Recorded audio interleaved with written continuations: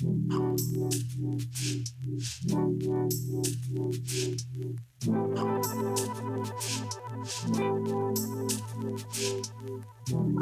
is no straight answer to that. It's so subjective that it's impossible to say you do need that specific amount of light to feel comfortable, unless we are talking about a specific requirement which has been given by legislation. So there are some areas, especially in a public project, that obviously we do need to fulfill specific requirements which has been given by legislation, and that makes everything a bit easier, because then you do know that you need to achieve 300 lux, and that's easy, job done. But especially in residential project, there are no legislation as such, so everything is down to fulfill the client brief. So it's not an exact science, and as we say, it's a form of art. So in order to understand how much light we need, I think it's important to get to know the client, get to know what his vision about lighting, what kind of spaces he likes, and then we can actually understand how much light he will feel comfortable within. If we know what light is, measuring it and determining how much light we need should be simple, right? Except for it's not, and it's really difficult, and it's really hard to prescribe. And how much light you need changes depending on how old you are, what the condition of your eyes is, and a number of other factors like visual adaptation changes how much light you need at a particular time. So if you are going from a bright sunny day into a cinema, that transitional period where you're going to take probably 10 to 15 minutes to transition, you might go in and think, wow, this is just absolutely too dark, I can't see anything. But within 10 minutes go, wow, it's really bright in here, I wish they'd turn the lights down. So it's a really dynamic thing. So it's very hard to say how much light you need. I mean, we have luminance, which is a metric of how much light is received by the eye.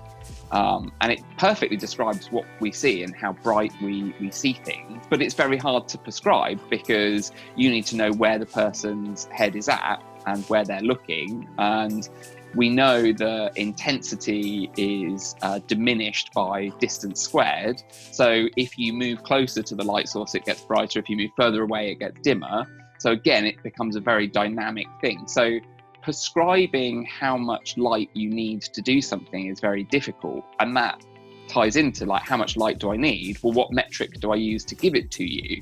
So if I said I need this much light in lux, that's absolute intensity, that's not describing really what's going on. If I give it to you in luminance, that's also very helpful, but you need to know where I am and that I don't move. You also need to know how old I am and what state of visual adaptation I'm in. So it becomes very complicated. And that's where I find that code requirements for how much light you need are written in ways that are more to do with what's reasonably practical to apply than apply and validate, I should say, than what is necessarily really needed. So you need enough light to be able to see and feel comfortable is a very functional answer, but that doesn't describe how much light you need to be inspiring or to move you to feel like something is beautiful. I can answer that, I think, really simply. I'm just going to say less than you think. Everything overestimates what we need. All the guidelines and councils, hotels, where everybody has these light levels that they want you to design to. But when you actually realise that you can see by moonlight, which is sort of a percentage of a lux, we know that we don't need that light to see or to do certain tasks. Again, depends. Depends what you're doing.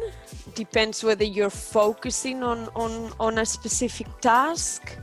The amount of light can really influence your accuracy and the speed while you're performing tasks, influences your concentration levels. The amount of light you need in a bedroom is completely different from the amount of light that you need in a kitchen.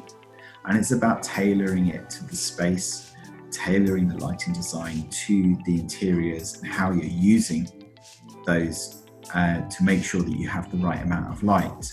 So unfortunately, I'm going to take a very designer attitude to that and say it all depends. What I would say is the key is to focus on where you need that light. Think about where you're going to be working, how you're going to use the light within the space, and then make sure that you've got light falling directly onto those task areas and making sure they're bright enough. If we want to get technical, and we want to talk about numbers, I think in a residential property, it's rare that we're going to be going above 350 lux for anything within that. It's often we're talking about much lower light levels, sort of anywhere between 50 and 200 lux. But I think if you start trying to think about light levels and surfaces and how much light you're going to get onto those, I don't think it really works. You can't approach lighting design, especially in a residential property, that way.